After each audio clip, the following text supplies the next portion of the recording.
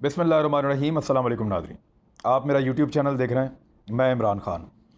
Important ख़बर यह है कि शहबाज शरीफ साहब ने इस माहौल में, जब कोरोना चल रहा है पाकिस्तान में, तो नए इंतखाबात का मुतालबा कर दिया।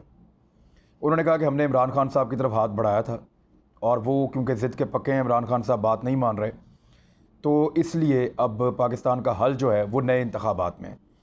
कमरुज़्ज़मान कायरा साहब बड़े सीनियर रहनुमा पाकिस्तान पीपल्स पार्टी के, उन्होंने आज तायीद भी कर दी है कि PMLN के जो लीडर ने बात की वो ठीक है, नए इंतखाबात जो है या तो इन हाउस तब्दीली आ जाए या नए इंतखाबात करवाए जाएँ। अब कोरोना के इस माहौल के अंदर इस वक्त अपोजिशन लीडर को ये बात क्यों करनी पड़ी, और ये जो उनका जुमला है कि इमरान खान साहब ने ज़िद पकड़ी हुई है और वो अपनी ज़िद नहीं छोड़ रहे, इसके पीछे क्या है ये मैं आपको बताता हूँ। इसके 3-4 बड़े इंपॉर्टेंट फैक्टर्स हैं। नंबर 1, शहबाज शरीफ साहब ने, आपको याद होगा थोड़ा अर्सा पहले वो बरतानिया में मियाँ नवाज शरीफ साहब के साथ अपने भाई के साथ मौजूद थे। फिर वो पाकिस्तान वापस आ गए। पाकिस्तान आने की उनकी जो सबसे बड़ी वजह थी वो ये थी कि उस वक्त माहौल ये बना हुआ था कि कोरोना की वजह से हुकूमत बुरी तरह एक्सपोज हुई और सिंध के वज़ीर आला मुराद अली शाह साहब बहुत ज़्यादा पॉपुलर हो रहे थे। तो शहबाज शरीफ साहब को उनके करीबी साथियों ने कहा कि इस दफ़ा अगर आप आ जाते हैं तो 2-3 फ़ायदे हो जाएंगे। नंबर 1 तो ये कि पार्टी के अंदर से आवाज़ें उठ रही हैं कि क़यादत को वापस आना चाहिए, क़यादत को लीड करना चाहिए, तो मियाँ साहब ये मौका है कि आप वापस आ जाएं। दूसरा, आपको लंबा चौड़ा इस्तकबाल जो है वो अरेंज नहीं करना पड़ेगा एयरपोर्ट के ऊपर, क्योंकि अब लोग जाएंगे नहीं कोरोना की वजह से। और हमारे पास ये जवाब है कि लाखों लोग आना चाहते थे शहबाज शरीफ साहब को लेने के लिए, वो इसलिए नहीं आए कि कोरोना की वजह से सोशल डिस्टेंसिंग है, तो हमने लोगों को नहीं आने दिया, कारकुनों को मना कर दिया। और तीसरी वजह यह है कि मुराद अली शाह जो आपके मुकाबले में कुछ भी नहीं थे, जब पंजाब में आप वज़ीर आला थे तो बहुत पॉपुलर थे और वो आपके मुकाबले में कुछ भी नहीं थे, अगर वो पॉपुलर हो रहे हैं तो आप अंदाज़ा करें कि आपको कितनी ज़्यादा पाकिस्तान में पजीराई और शोहरत मिलने वाली है। तो इन चीज़ों को मद्देनज़र रखते हुए पार्टी ने फ़ैसला किया, ज़ोर दिया, मियाँ नवाज शरीफ साहब ने एग्री कर लिया और शहबाज शरीफ साहब पाकिस्तान वापस तशरीफ़ ले आए। और उनको ये लगता था कि उनको हाथों हाथ लिया जाएगा। इस्टेब्लिशमेंट के लोग जो हैं वो इमरान खान साहब से तंग आ चुके हैं और एक दूरियां पैदा हो गई हैं, एक पेज वाला माहौल अब कोई नहीं है। लिहाजा इस तरह की स्टोरीज़ भी दी जा रही थी मीडिया के अंदर, मुख्तलिफ साथी दे रहे थे कि इमरान खान साहब को लाने वाले परेशान हो गए हैं, उनको हटाने का सोचा जा रहा है, कोई इन हाउस तब्दीली हो जाएगी, शायद खाकान अब्बासी आएंगे या शहबाज शरीफ साहब आएंगे। तो इन ख़बरों के बीच में शहबाज शरीफ साहब को लगा कि ये वक्त है चोट मारने का, तो वो पाकिस्तान वापस आ गए। पाकिस्तान वापस आने के बाद उन्होंने थोड़ी बहुत भाग दौड़ की, कुछ मास्क जो हैं वो तकसीम किए, कुछ किटें तकसीम की, लेकिन उसके बाद उनको आइडिया हो गया कि ये हालात वैसे नहीं हैं जिस तरह का मैं अंदाज़ा करके आया था। इमरान खान साहब पे इंटरनली उनकी पार्टी के लोगों ने दबाव बढ़ाया कि शहबाज शरीफ साहब आ गए हैं, वो बहुत ज़्यादा पॉलिटिकली इन हो गए हैं, तो हमें क्या करना चाहिए।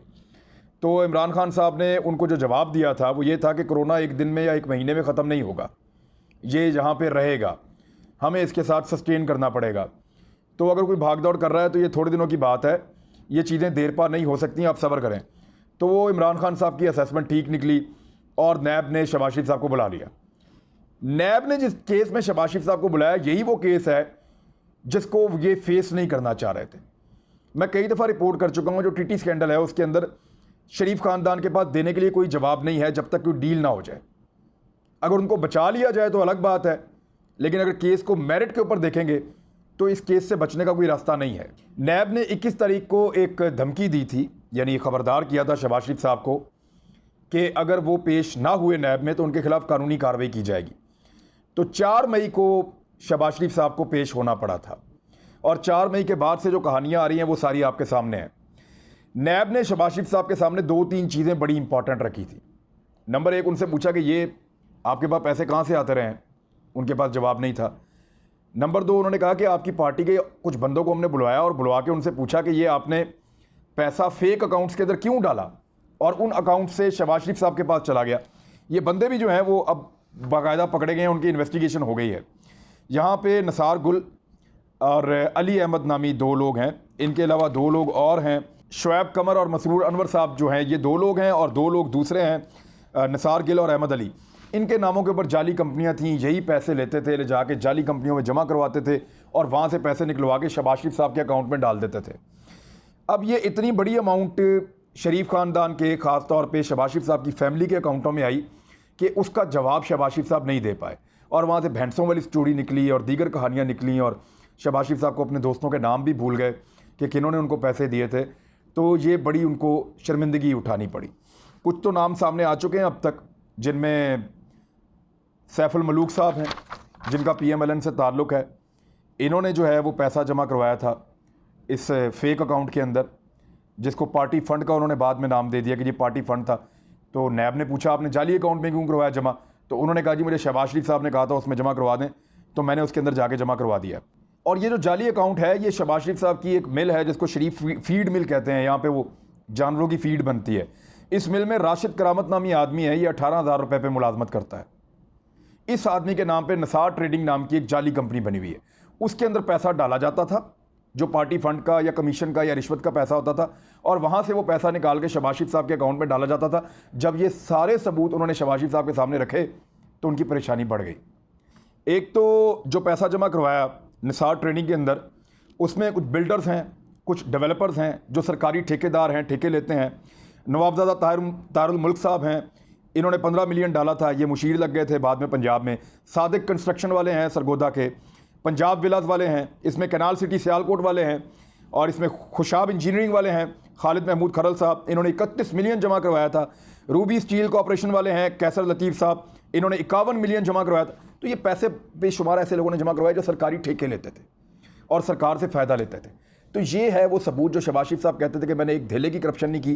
कोई साबित करे कि कोई किकबैक, रिश्वत या कोई किसी किस्म की कमीशन, तो ये कमीशन का पैसा जाली अकाउंट में गया, वहाँ से असली अकाउंट में आया। और वो बंदे भी जो आइडेंटिफाई हो गए हैं जिन्होंने ये सारा पैसा ट्रांसफ़र किया था और जिन्होंने ये दिया था, उनके भी इंटरव्यूज़ हो चुके हैं। तो अब मुस्तकबिल करीब में अगर कोई नादीदा कुव्वत या खुफिया हाथ बीच में ना पड़ा तो याद रखिएगा कि शहबाज शरीफ साहब के लिए हालात बहुत टाइट होने वाले हैं।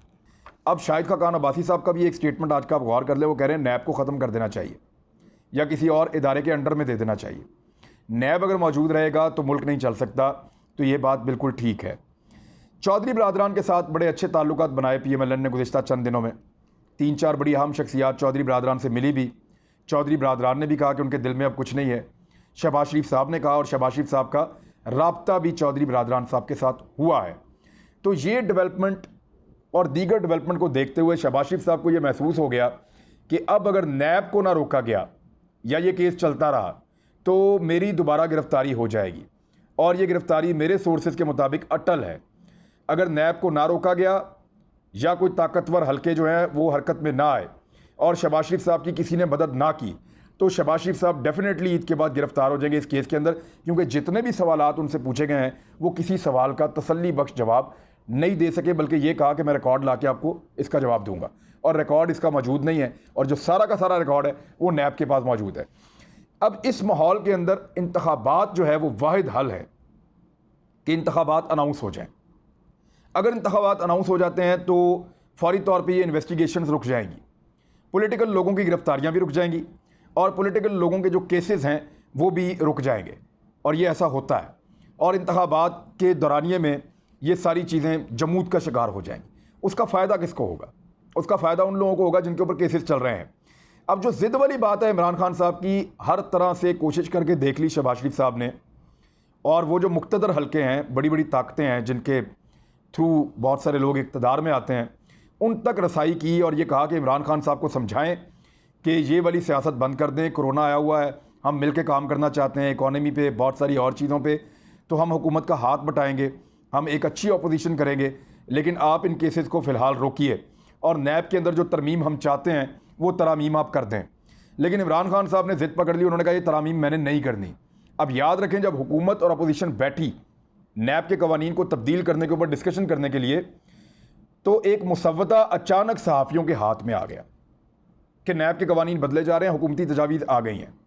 और वो जो तजावीज़ थी वो सारी वही थी जो पीपल्स पार्टी और PMLN चाहती थी कि चेयरमैन नैब के इख्तियारात ख़त्म कर दिए जाएँ, गिरफ्तारी ना हो सके, नैब कोर्ट्स के इख्तियारात जो हैं वो महदूद कर दिए जाएँ, और बहुत सारी ऐसी चीज़ें जो डायरेक्टली इनके केसेस के साथ रिलेटेड हैं, वहाँ पे नैब के या तो दांत तोड़ दिए जाएँ या उनके हाथ काट दिए जाएँ। तो इस किस्म का एक मुसव्वदा इन्होंने बनाया था, ये शराइत इन्होंने रखी थी इमरान खान साहब की टीम के सामने। तो खान साहब के सामने जब वो आई तो उन्होंने साफ इनकार कर दिया कि नैब के कानून में कोई ख़राबी नहीं है, कुछ छोटी बड़ी चीज़ों के ऊपर अगर एतराज़ है तो उनको हम देख सकते हैं, लेकिन ये कानून मौजूद रहेगा। ये है वो ज़िद जिसका शहबाज शरीफ साहब तस्करा कर रहे हैं। कि इमरान खान साहब मान नहीं रहे। उनको मनाने की कोशिश भी की गई, उन तक पैगामात भी पहुँचाए गए, लेकिन खान साहब ने कहा कि इसके ऊपर मैं कंप्रोमाइज़ नहीं करूँगा।